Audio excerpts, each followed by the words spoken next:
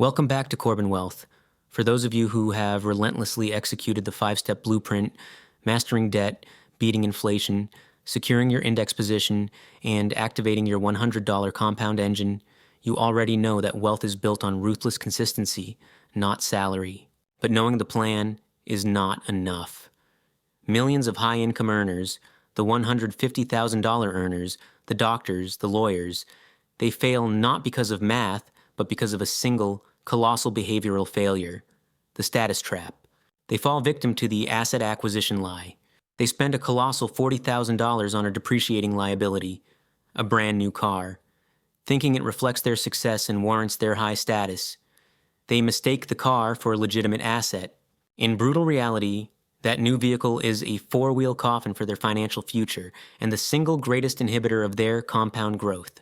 Before we reveal the brutal opportunity cost math of that single decision, which I promise will fundamentally change how you see every car on the road, I want to be completely honest and upfront with you. If you've watched my other videos and they've fundamentally changed your perspective on debt, spending, and the exponentially increasing power of time, then I wholeheartedly believe we must continue this relentless pursuit together. We are building a community that refuses to accept the common path to financial mediocrity, a place where excuses die and the truth of wealth is celebrated. So, if you value this unvarnished, no excuses approach to building generational wealth, do yourself and this growing community a massive favor and hit that subscribe button right now. Your commitment to financial truth fuels our commitment to deliver it. Today, we are exposing the ultimate financial paradox. Why the $40,000 per year saver who drives a reliable used car structurally crushes the $150,000 per year spender who leases the newest model. The battlefield is not the income statement, it is the opportunity cost ledger. We are going to calculate exactly how much that $40,000 car stole from your financial future. Chapter 1, The Core Lie, Anti-Asset Acquisition. The car is not an asset. This must be understood at the most fundamental level of financial physics. An asset, by definition, puts money into your pocket, appreciates in real value, or generates income, like a rental property or a business share. A liability, by contrast, takes money out of your pocket, requires continuous and escalating funding, and perpetually depreciates. Your $40,000 new vehicle is a liability on steroids, aggressively disguised as a status symbol to exploit your primal psychological needs. Your personal vehicle is a non-productive, consumable good. It is a mere tool for transport, nothing more. The moment you elevate it to the status of an investment, you fundamentally misunderstand and violate the core physics of wealth creation. This cognitive error, mistaking a liability for an asset, is the key structural difference that separates the disciplined, structurally wealthy from the perpetually high-income poor who remain financially trapped despite their large salaries. Chapter 2, Loss Pillar A, The Brutality of Instant and Continuous Depreciation. The first and most immediate crime the car commits against your capital is instantaneous, non-recoverable depreciation. The moment the tires hit the public street, your $40,000 asset loses between 10% and 20% of its value, guaranteed. That $4,000 to $8,000 vanishes immediately. It is not an expense. It is pure, unmitigated capital destruction. No productive asset loses 20% of its value the second you acquire it. Only luxury consumer goods behave this way. This initial shock is only the beginning. Over the next 3 years, the total depreciation typically hits 40%. Your $40,000 status symbol is now worth only $24,000. That $16,000 loss is guaranteed. It is a fixed, immutable tax on vanity paid directly from your net worth. For the high-income earner, this continuous capital destruction forces them onto the consumption treadmill, constantly having to replace the depreciating vehicle with a new one every 3 to 5 years to maintain the illusion of status and prevent the embarrassment of driving a used car. Chapter 3, Loss Pillar B, The Mandatory Outflow Chokehold. The purchase price itself is only the tip of the destructive iceberg. The true damage lies in the mandatory recurring outflows required to sustain this depreciating liability. Car payments, high insurance, registration, maintenance, and fuel. These are non-negotiable costs that cannot be diversified away, acting as a structural chokehold on your cash flow. For a $40,000 vehicle, these hidden costs easily total $2,000 to $4,000 annually, depending on your geographic location and driving habits. This continuous guaranteed drain of capital is the structural weakness that prevents the $150,000 earner from ever reaching escape velocity. Your six-figure salary is simply redirected to finance a negative return asset.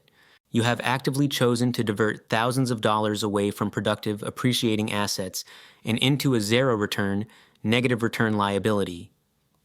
You are financing the convenience of transportation with the future growth of your family's wealth, a tragic trade-off. Chapter 4, The True Crime, the Opportunity Cost Ledger. This is the core calculation that proves the car is the worst investment of your life.